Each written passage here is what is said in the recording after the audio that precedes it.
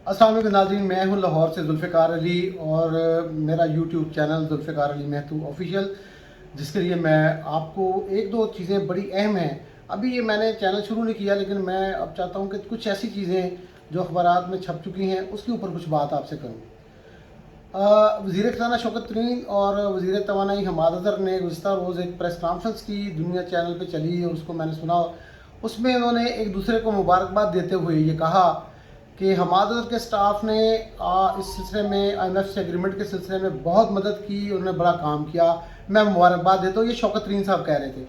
और हमाद ने कहा कि नहीं, वज़ारत ख़ज़ाना के स्टाफ ने बहुत काम किया शौकत तरीन साहब की क़यादत में, और मैं इस मुआहदे की कामयाबी पे इनको मुबारकबाद देता हूँ। तो ये मुआहदा है क्या जिस पे ये दोनों वफाकी वज़रा एक दूसरे को मुबारकबाद दे रहे हैं?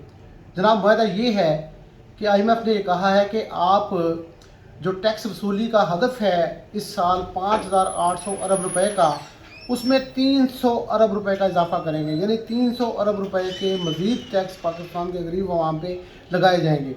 दूसरी बात उन्होंने कहा कि हम जो पेट्रोलियम के ऊपर टैक्स है हुकूमत का, जिसको पेट्रोलियम लेवी कहते हैं, 4 रुपये फ़ी लीटर हम हर महीने बढ़ाएंगे और अगले 7 महीने के दौरान इसको 30 रुपये तक ले जाएंगे। और इसका मतलब क्या है? 356 अरब रुपए गरीब अवाम के जेबों से पेट्रोल के ज़रिए निकाले जाएंगे। तो उन्होंने कहा कि IMF के मुआहदे में, और उन्होंने क्या कहा है?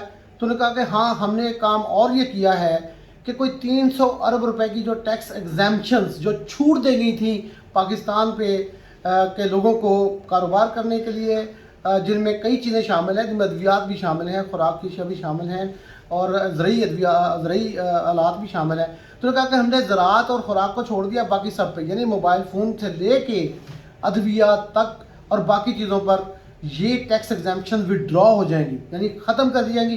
तो मतलब क्या हुआ? मतलब हुआ 300 अरब रुपए मज़ीद। और एक और मुआहदे में जो बात आई वो ये थी कि हमने एक और काम किया है। वो ये काम किया है कि हमने जो जून में शौकत तरीन साहब ने बजट तकरीर की थी, उसमें उन्होंने कहा था वफाकी तरक्याती सालाना का प्रोग्राम का जो हजम है वो 900 अरब रुपये होगा। तो अब उन्होंने कहा कि IMF से कहने के मुताबिक हमने इसको 200 अरब रुपये कट लगा दिया, कम कर दिया। तो एक तरफ हुकूमत के दावे हैं कि वो रोज़गार में इजाफा चाहती है, 200 अरब रुपए की कटौती, और अवाम पे कम से कम 900 अरब रुपए के टैक्सों और महंगाई का नया बोझ अगले 7 महीने के लिए। तो क्या ये हुकूमत होती है?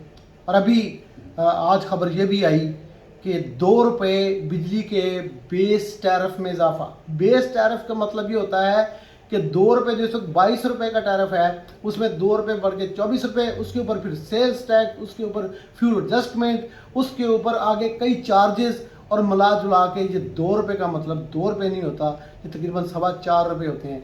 तो 4.25 रुपये फ़ी यूनिट। अब आप मुझे बताइए कि पाकिस्तान के वो गरीब लोग जिनकी कम अज़ कम उजरत जो है वो प्रैक्टिकली इस वक्त 12 से 14 हज़ार रुपये है, वो ये कहाँ से देंगे? किराए का घर, 2 बच्चों की तालीम, छत, ये सब कुछ, और 1 करोड़ रोज़गार का देने का दावा, और लोगों को खुशहाल बनाने के जो दावे थे उस ज़मीन पे कितने बातिल साबित हो रहे हैं। इमरान खान, उसकी काबीना और उसके वो वज़रा जो एक दूसरे को मुबारकबाद दे रहे थे, इनको शर्म आनी चाहिए।